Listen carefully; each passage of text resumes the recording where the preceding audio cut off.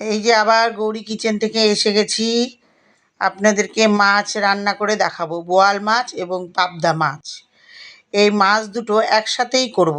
কারণ কি, আমরা দুজন স্বামী স্ত্রী, তো দুরকম মাছ নিয়েছি। হ্যাঁ, একটা বোয়াল মাছ নিয়েছি 4 পিস, পাবদা মাছ নিয়েছি দুটো। তো আর আলাদা করে কি দরকার, তো একসাথেই করছি। একই রকমই রান্না করা যায় পাবদা মাছ আর বোয়াল মাছ, আমি এটাই আপনাদেরকে দেখাবো। এই দেখুন, মাছগুলোকে ধুয়ে নিয়ে লবণ হলুদ মেখে এই যে ভেজে নিচ্ছি। ভাজাটা একটু কড়া করে ভাজবো, কারণ কি আমার হাজবেন্ড নরম ভাজা খেতে পারে না। তার কাছে যত ভালো করেই রান্না করুন না কেন, মাছে ওনার কাছে গন্ধ লাগে। ছোটোবেলায় আগে মাছ খেত না তো। মাছগুলো ভেজে নিলাম। এই যে দেখুন, কালো জিরা সম্বারা দিয়েছি, কালো জিরা সম্বারা দিয়েছি, দিয়ে আলু আর টমেটো ছেড়ে দিলাম। টমেটো আলু ছেড়ে দিলাম, ছেড়ে দিয়ে একটু নেড়ে চেড়ে লাল করে আলুগুলোকে ভেজে নেব। টমেটোগুলোও নরম হয়ে যাবে। লবণ দিয়ে দেবো এর মধ্যে, একটু লবণ দিলে টমেটোগুলো নরম হয়ে যাবে। হলুদ দিয়ে দেবো। এই একটু ভেজে নেব। দেখুন লাল লাল হয়ে যাবে আলুগুলো, সুন্দর করে ঢেকে ঢেকে ভেজে নেব। ভেজে নিয়ে এই যে এর মধ্যে মশলা দেব। দেখুন আমি আলুগুলোকে দেখুন উল্টিয়ে দিচ্ছি, সুন্দর করে উল্টিয়ে উল্টিয়ে দিলাম। এই যে এবার একটু ঢেকে দিলাম, আর টমেটোটা নরম হয়ে গেল, তেলটাও ছেড়ে দিল। এই যে এর মধ্যে একটু পেঁয়াজ বাটা, লঙ্কা বাটা, জিরা বাটা, আদা বাটা, হ্যাঁ এই যে দিয়েছি। এই যে এটা ছেড়ে দেব, দেখুন মশলার মধ্যে দিয়ে দিব। এখন একটু কষিয়ে নিব মশলার মধ্যে। বেশ তেলটা ছেড়ে দিয়েছে, দেখেছেন তেলটা ছেড়ে দিয়েছে। আপনারাও এভাবেই করবেন, করেনই তো বোধহয়। নিত্য নতুন রান্নার তো কিছু নেই। বোয়াল মাছ পাবদা মাছ এইভাবেই সবাই করে, তবুও আমি আপনাদেরকে একটু দেখিয়ে দিলাম আমার রান্নাটা আপনাদের কাছে কেমন লাগছে।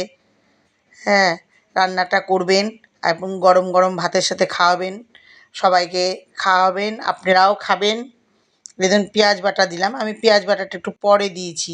লঙ্কা বাটা, জিরা বাটা, আদা বাটা এগুলো আগে দিয়েছি। আর এই যে পেঁয়াজ বাটাটা পরে দিয়ে ভালো মতো কষিয়ে নেব। কষানোর মধ্যে একটু জল দেব, জল দিয়ে ভালো মতো একটু কষিয়ে নেব। কষানোটা যত ভালো হবে, ততই যে কোনো তরকারি সুস্বাদু হবে। আপনারাও এইভাবে করবেন, সুন্দরভাবে করে আপনারাও খাবেন এবং সবাইকে খাওয়াবেন। আর আমার রান্নাটা আপনাদের কাছে কেমন লাগলো কমেন্ট করে জানাবেন, এবং শেয়ারও করবেন, লাইক করবেন, তাতে আমি খুব খুশি হব। খুব সুন্দর। আগে ছোটোবেলায় বোয়াল মাছ আমি খাইনি। হ্যাঁ, পরে বিয়ে হওয়ার পরে আমি একাই খেতাম। আমার মেয়েরা খেত না। বোয়াল মাছটা আমার কাছে ভালোই লাগে। আর বোয়াল মাছ রান্না করে শীতের দিনে ধনিয়া পাতা টনিয়া পাতা দিয়ে রান্না করে ঢেকে রাখলে ভালো করে, সেই রান্নাটা, বাসি রান্নাটা আরও বেশি ভালো লাগে বোয়াল মাছের ঝোল। এখন তো অবশ্য বাসি অনেকে খায়ই না, গরম গরমই খায় গরম ভাতের সাথে। ঝোলটায় যে ফুটবে, দেখুন জল দিয়ে দিয়েছি, ঢেকে দিলাম। এই যে আমি একটু কাঁচা লঙ্কা দিয়েছি, আমি খুব ঝাল খাই, খুবই ঝাল খাই। এই যে দেখুন 3টে লঙ্কা দিয়েছি, এই 3টে লঙ্কাই আমিই খাবো। আপনারাও খেয়ে দেখবেন কেমন লাগে। এই যে মাছগুলো এখন ছেড়ে দেবেন, দেখুন এই যে মাছগুলো ছেড়ে দিব। এই দেখুন পাবদা মাছ দুটোও ছেড়ে দেব।